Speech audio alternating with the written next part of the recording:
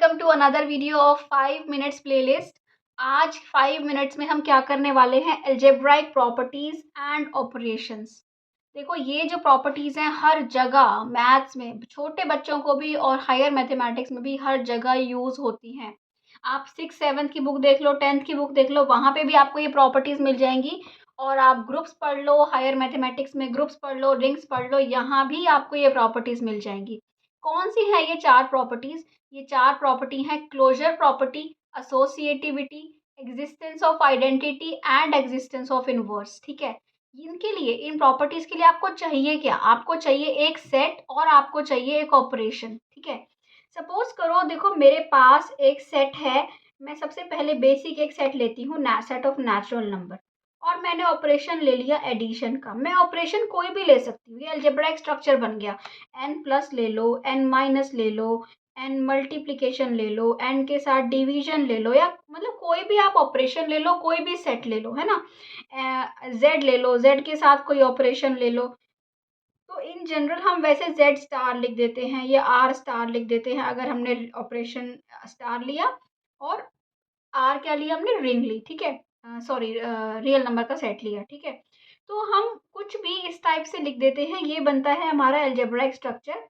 तो बेसिकली हमें meaning clear होना चाहिए कि क्लोजर प्रॉपर्टी होती क्या है। क्लोजर प्रॉपर्टी कहती है कि आपके पास अगर एक ऑपरेशन है और एक सेट है, सपोज करो मैंने ऑपरेशन लिया प्लस और सेट लिया एन, तो अगर आप उस सेट के कोई भी दो एलिमेंट्स उठाते हो ना, और उस ऑपरेशन के रिस्पेक्ट में उनको ऑपरेट करते हो, तो वो जो एलिमेंट्स हैं, वो जो सम आया, वो किससे बिलोंग करना चाहिए? एन से ही बिलोंग करना चाहिए। अगर ऐसा हो रहा है तो हम बोल देंगे कि this is closure with respect to addition.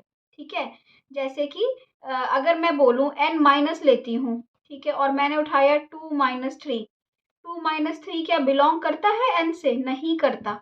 So this is not closed with respect to subtraction, है ना।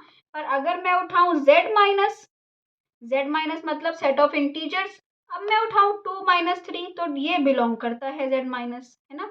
सो जो इंटीजर्स के integer, set of integers is closed with respect to subtraction, है ना।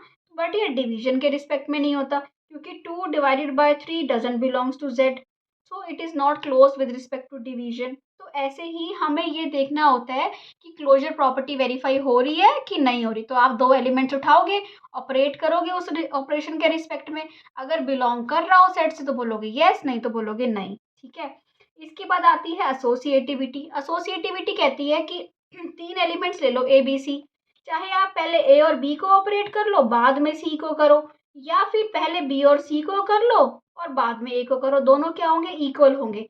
अब मैंने तो ऑपरेशन लिया एडिशन, इसलिए मैंने यहाँ एडिशन लिखा।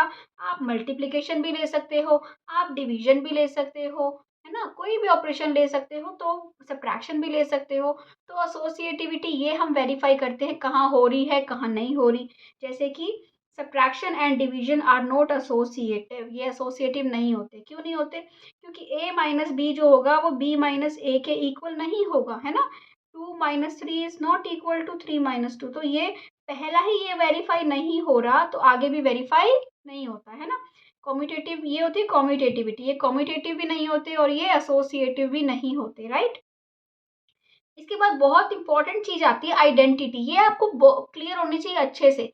देखो आइडेंटिटी एलिमेंट किसी भी सेट का क्या होता है? वो होता है, कहता है कि सेट में ना कोई भी एक एलिमेंट उठाओ, उस एलिमेंट को मैं किससे ऑपरेट करूं?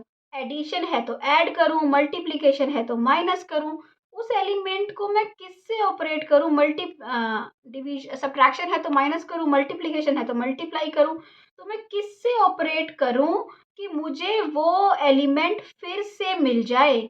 अगर एडिशन है तो मैं ए को 0 से ऐड करूंगी तो मुझे ए फिर से मिल जाएगा। मल्टीप्लिकेशन है तो मल्टीप्लाई करूंगी, ए फिर से मिल जाएगा। तो ये होती है एडिटिव आइडेंटिटी, ये होती है मल्टीप्लिकेटिव आइडेंटिटी, है ना। आइडेंटिटी एलिमेंट वही होता है जो एलिमेंट फिर से एलिमेंट दे देता है ऐसा कुछ ऑपरेट करने पे। ठीक है, इनवर्स एलिमेंट क्या होता है? वो कहता है मैं कोई भी एक एलिमेंट उठाऊं, उसको मैं किससे ऑपरेट करूं कि मुझे आइडेंटिटी मिल जाए, उस ग्रुप की, उस सेट की आइडेंटिटी मिल जाए।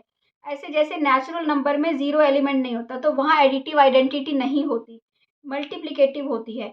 ए को मैं किससे ऑपरेट करूँ, इंटीजर्स में देखो, इंटीजर्स है जेड, ए को माइनस ए से ऑपरेट करके क्या मिल जाएगा आपको, 0। सो माइनस ए हो गया एडिटिव इनवर्स ऑफ ए।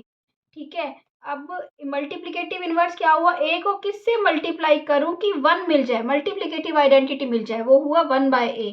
सो ये हुआ आपका ए इनवर्स जो 1/3। 3 का इनवर्स कौन है, 1/3 है ना। 5 का इनवर्स कौन है, 1/5, multiplicative inverse. You need to check, आपको मल्टीप्लिकेटिव इनवर्स पूछा है कि एडिटिव इनवर्स पूछा है। ठीक है, सो आई होप क्लियर हुआ है। अच्छा लगा है तो सब्सक्राइब कर दो, लाइक कर दो और कमेंट करके बताओ आपको क्या पढ़ना है 5 मिनट्स में। Thank you.